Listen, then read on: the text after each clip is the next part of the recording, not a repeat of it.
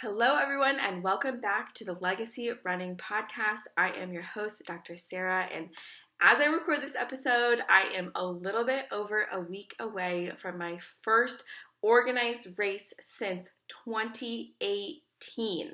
You heard it, since 2018. I am going to be running the Suncadia Trail Half on August 9th here in central-ish Washington State.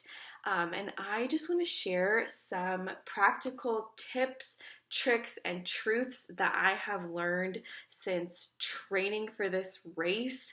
And really, this has been my first event post hip injury / conquering my own hip pain. So let me just give you guys some insights if you guys are in the thick of a hip injury or getting over one or trying to get back to racing. I hope this episode serves you in some way. So let me give you guys a little bit of background about me just so we're not going into this cold.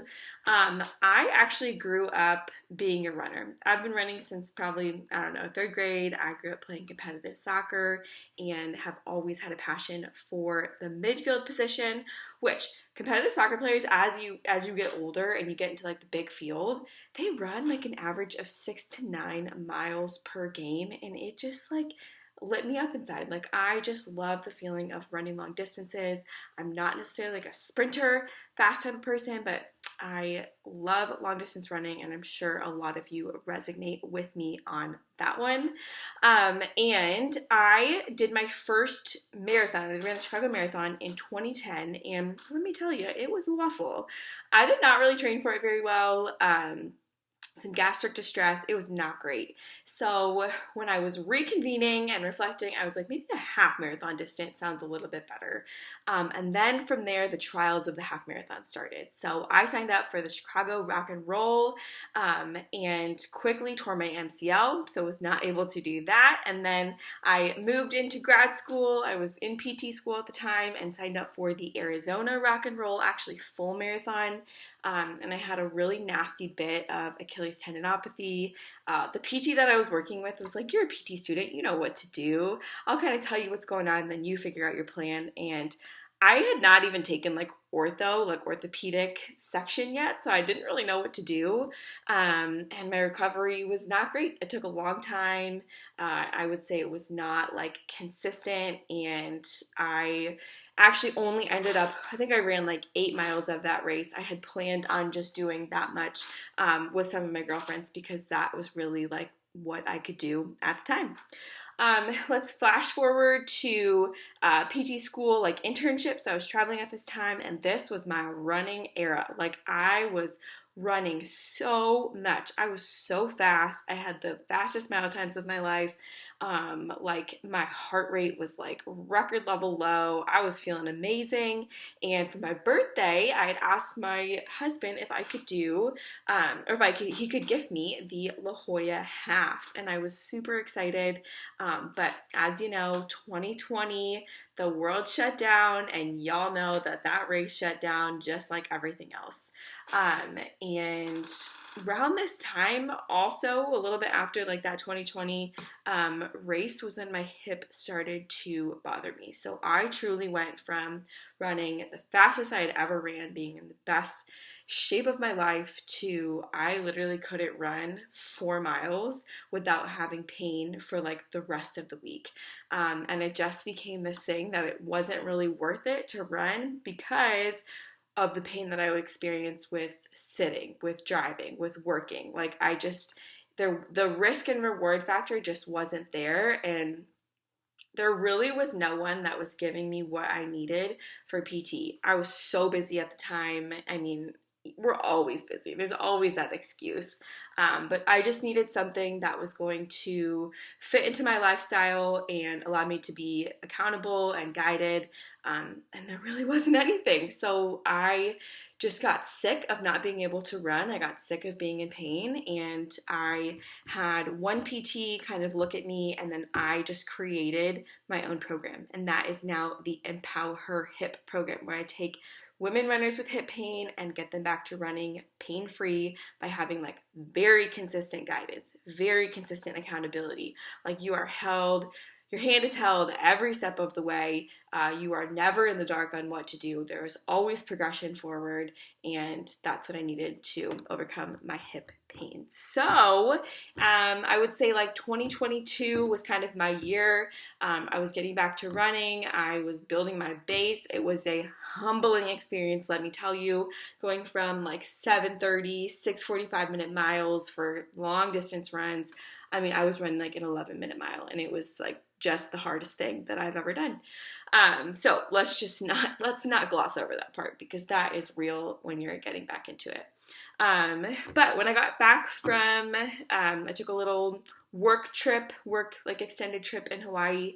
And when I got back, I felt the itch to sign up for a race, and I contacted one of my girlfriends, and running buddies from PT school. And I was like, hey, like, would you be interested in doing this Suncadia Trail Half with me? And she said yes. And then things were a go. So, I started training probably about, true marathon training. I was building or half marathon. I was building my base previous to this. Like, I was running pretty consistently, 2 to 3 times a week, doing some long, slow distance runs, doing some speed work. And then I really did start my half marathon training about 14 weeks ago. And what I like to say to myself and to people that I'm kind of working with and coaching to getting back to running pain-free is have your first race be getting to know yourself again. So like eliminate any like time goals that you want to have, or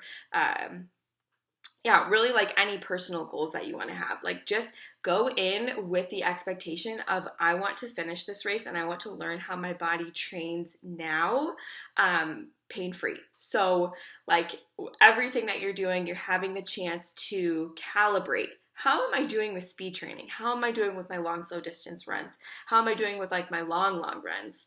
And calibrating, and then allowing yourself to get to know your body in kind of where it's at in this new season, maybe post-injury, postpartum, whatever it is. So I went into this race like really, really with the goal of finishing a full training cycle, being as diligent as I could, and I'm just hoping to cross the finish line with my friend who is running with me. So that's number one. Number two, my training cycle. I'll tell you what I did. I train with running 3 times a week. So I run 3 times a week. I previously was running 2 times a week, and that third day was just enough of a bump up that I knew it wouldn't be too much load for my hip, and I would be able to tolerate it. So I do like a mid-distance run every week, anywhere from like 3 to 6 miles. I like to do this one like pretty just like slow, zone 2, conversational pace. Sometimes I'll put some strides in there just to get some speed play and work on form, but more than not, it'll be like a long conversational pace or mid-distance conversational paced run. So that's day 1.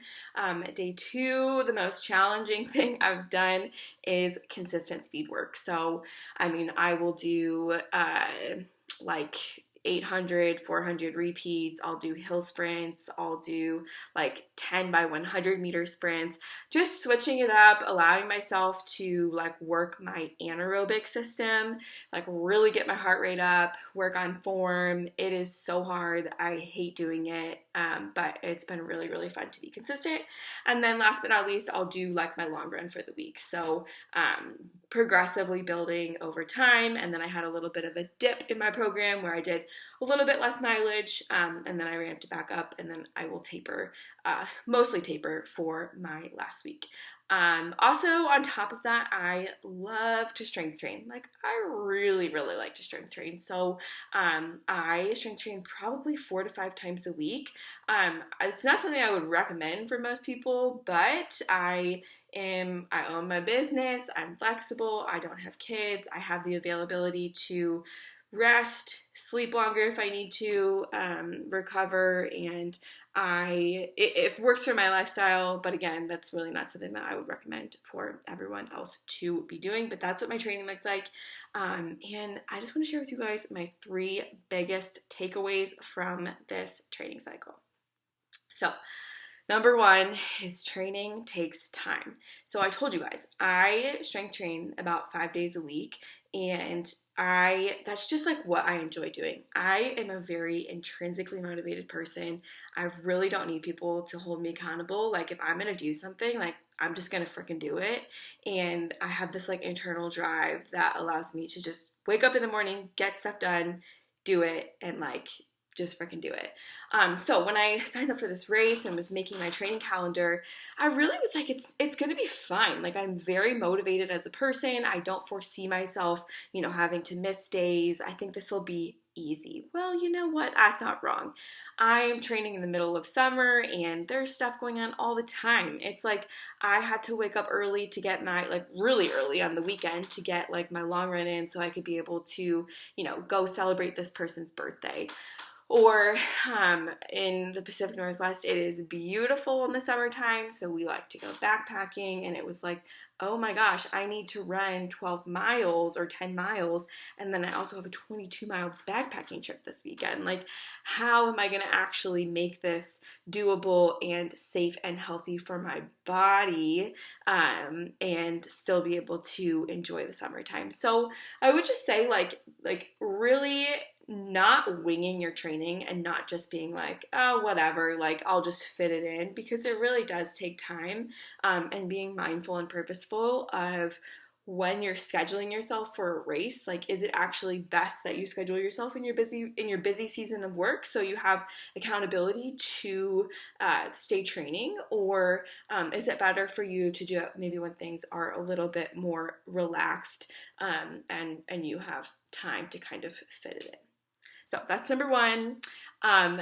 Number two, this is just so funny, and I don't know if this is it's normal, but it's just funny for me to share. Injuries will happen. So as I've been going through my training cycle, I have had so many little things just sneak up, and I think the biggest thing is like how you respond to them is like the best thing that you can do to control and help the outcome. So I'm just laughing because the things that have happened have been quite funny. The first one, after a speed work day, I had like really pretty bad, like great toe pain. Like my left great toe was like in a lot of pain for probably about a week or so. And I personally am able to have my PT kind of just check in on it, make sure things are okay, and then I also have obviously my own knowledge of kind of what I can do to, make sure that it's safe to keep running, abate pain, and make sure that I'm doing the things that I need to do.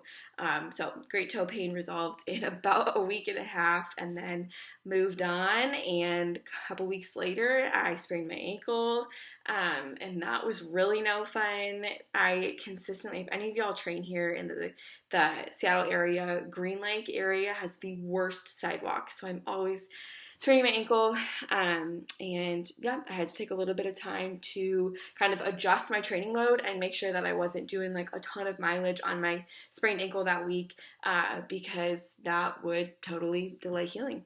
And then I think the only other thing, I had two other things. After one of my long runs, like my Achilles pain that I talked about from grad school totally flared up. And I personally was like, oh my gosh, if this comes back, this is going to be so annoying. But I really had to believe that if I did the specific exercises that my PT recommend that I do and that I know I need to do, that the pain would resolve, and I needed to stay consistent with those exercises even after they resolved. So a good reminder that I need to go ahead and do those today. And then the very last thing was just a little bit of a back tweak. I've had this for, I don't know, a while with some heavier lifting, and I know what I need to do. I just need to do it, be consistent, and believe that because I am not showing red flag signs of this being like severe and really irritable, that I will continue to get better and be able to run this race. So I just share all of those because, like, even though I'm a PT, like, I'm not immune to injury. Those are 4 different things that have happened in a 14-week training cycle, which is absolutely ridiculous. But it's just the truth, and I hope that provides you with some solace. Okay, very, very last thing. Number 3 is, throughout the training cycle, you are the most important thing. So you run your training cycle does not run you. I have this beautiful Excel spreadsheet that I made, and I cross off and I like mark off each thing with yellow when I did it, and I put red over it if I didn't do it. And I find myself being like, oh my gosh, I don't want to put the red one down because I don't want to admit that I didn't do something. But you know what? There's going to be things that are going to happen. Like, I had a week that I was so exhausted. 2 weeks, I was so exhausted. Like, I was just like not myself, didn't have energy, didn't feel like my Energizer Bunny self that I typically am. And it actually led me to get my iron checked and found that it was lower than it should be. And I had to make adaptations to make sure that I was like fueling and getting enough iron intake to make sure that this doesn't turn into a bigger problem. Other things are like, the summer, like going backpacking, like that is something that I really value. We live in the rainiest state in the world, so being able to get out in the summertime and do that is so important to me. And yes, did it mean like doing a little bit lower mileage for my long run that week to be able to withstand the backpacking load? Yeah, it did. But that was something that's really important to me, and I wanted to do that. And I know that I will still be able to run the half marathon with confidence because I did most of my training program.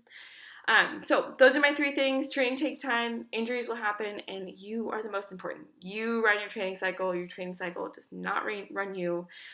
So if you guys are in the thick of a hip injury or like getting back to running and building your base, I'm so with you. It's so hard. Or if you're getting back to your first race, you got this. You totally got this. If you guys have any questions, feel free to reach out and message me.